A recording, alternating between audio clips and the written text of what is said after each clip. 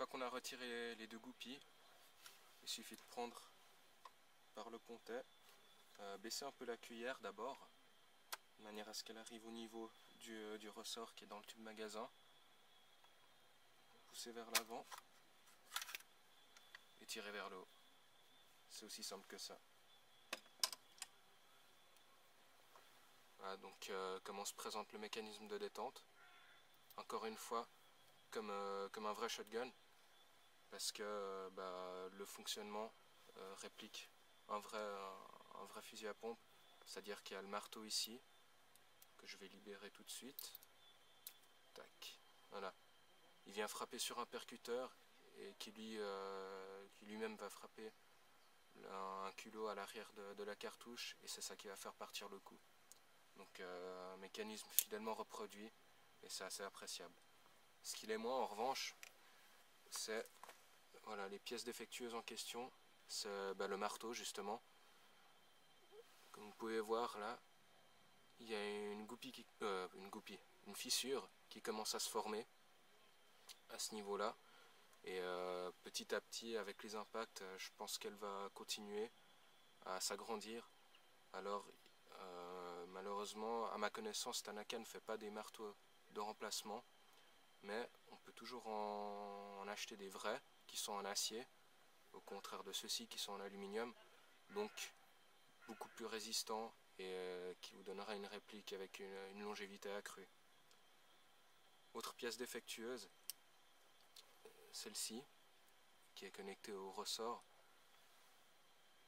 Voilà. Je ne sais pas comment elle s'appelle en français, mais en anglais, encore une fois, si vous cherchez à la remplacer, et c'est ce que je vous conseille, il faut regarder le terme SEAR, S-E-A-R, et là aussi il aura tendance à se fissurer.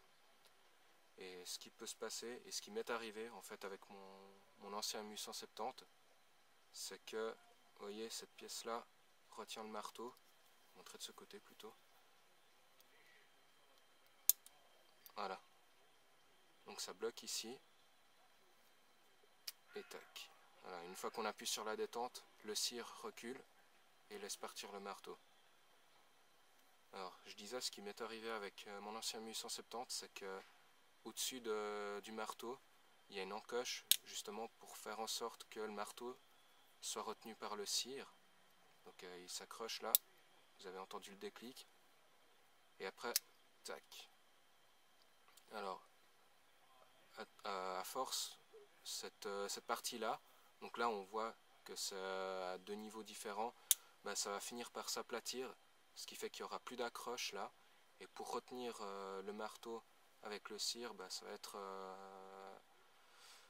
assez difficile, donc il n'y aura plus de prise. Et même ce qui m'est arrivé, c'est que le cire s'était fissuré, donc il ne tenait plus vraiment en place, et je devais appuyer comme un malade sur la détente pour le relâcher. J'ai pu solutionner ça temporairement en limant le haut du marteau pour refaire une sorte d'accroche, mais au bout d'une quinzaine de coups, le problème était réapparu. Donc c'est pour ça que je vous conseille de trouver, enfin d'acheter même, chez Midway USA. Je pense qu'il y a des sections locales suivant le pays. En tout cas en Suisse, il y a un Midway exprès pour le marché suisse.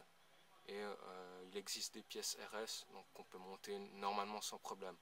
On m'a dit qu'il fallait peut-être de légères modifications, mais je pense pas que ça soit la mer à boire. Et de toute façon, c'est un investissement plus que nécessaire si on ne veut pas s'embêter avec ça. Et après, comme je l'ai dit, les pièces dureront plus longtemps, donc vous avez une réplique qui sera fonctionnelle sur le long terme. Voilà, pour remettre le mécanisme en place, aussi simple que de l'enlever. Alors on baisse un peu tout ça de manière à ce que le marteau reste droit. On maintient la pompe en haut, parce que là, voilà, elle coulisse doucement facilement vu qu'il n'y a plus ce gros ressort là pour retenir. On glisse comme ça. S'assurer que le marteau aille derrière la culasse. Remettre la cuillère au niveau du tube magasin.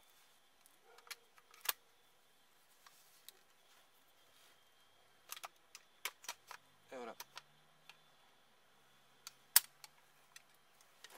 Ensuite, pour finaliser ça, remettre les goupilles.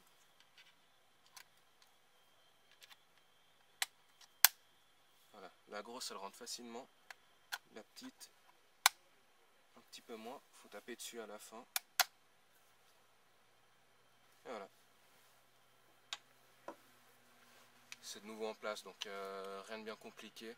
Si on doit intervenir là-dessus, c'est vraiment simple et on perd pas de temps. Voilà. Alors la culasse elle-même donc comporte 3 éléments en fait qui constituent le percuteur. Sur le vrai, je crois que c'est constitué que d'une pièce, mais là, si vous voulez, il y a donc une petite tige en alu qui elle-même est reliée à une sorte de petit rectangle et qui lui fait contact avec le percuteur qui malheureusement est en plastique. Ça j'ai pas bien compris pourquoi, mais je pense que c'est peut-être fait pour pas endommager le culot de la cartouche, allez savoir. En tout cas pour l'instant ça a l'air d'être solide, hein. J'ai pas vu de fissure. Et justement pour sortir la culasse, dans l'éventualité d'une inspection ou simplement pour de l'entretien, c'est assez simple aussi, mais je ne vais pas vous le démontrer là. Donc il suffit, si vous ne l'avez pas déjà fait, retirer les goupilles que je vous ai montré en début de vidéo qui maintiennent le canon externe. Ensuite dévisser le tube magasin, le sortir, et ici, et pareil de l'autre côté, il y a 2 petites goupilles à chasser et elles sont reliées en fait, si vous voyez là, la différence. Donc il y a une sorte de petit châssis qui maintient en fait, qui contient le filetage du tube magasin, et puis il sert aussi de support au canon externe qui vient s'emboîter dessus. Donc une fois que ces goupilles sont chassées, il faut retirer tout ça, et puis il y a des barres là en fait, on en voit une ici, juste là. Donc ces barres servent à retenir en fait la cartouche qui est dans le tube magasin, et ces barres s'écartent quand on pompe, justement pour faire venir la nouvelle cartouche qui va venir ici, et quand on ramène la pompe en avant, clac, elle vient s'enfiler, se chambrer dans le canon. Alors pour sortir la culasse, une fois que vous avez fait ce que je vous ai dit il y a quelques secondes, vous écartez donc ces 2 baguettes là, et la culasse va venir doucement dehors. Voilà. Après vous pouvez la nettoyer, la graisser, ce que vous voulez. Et pour la remettre, la même opération mais dans l'ordre inverse. Donc avant de la remettre, ce qu'il faut faire pour la rentrer, c'est écarter de nouveau ces baguettes là, c'est vital. Donc si vous voyez que ça rentre pas, ça peut être qu'à cause de ça.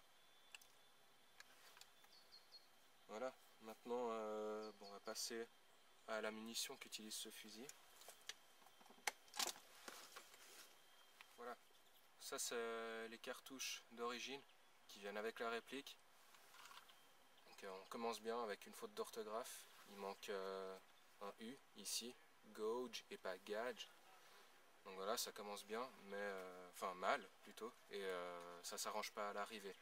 Pourquoi? Parce que déjà on donne que 2 cartouches, mais c'est pas tant la quantité que la qualité qui me dérange dans ces cartouches.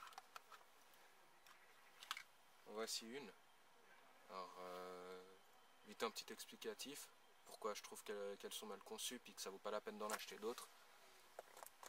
Alors déjà elles contiennent 3 billes, ce qui est pas énorme, mais bon c'est toujours mieux que certains modèles de shotgun Spring qui tirent qu'une bille à la fois et avec lesquels on a la sensation d'avoir un sniper à pompe.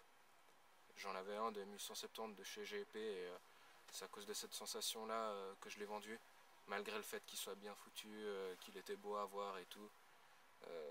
J'avais pas l'impression de jouer avec un shotgun.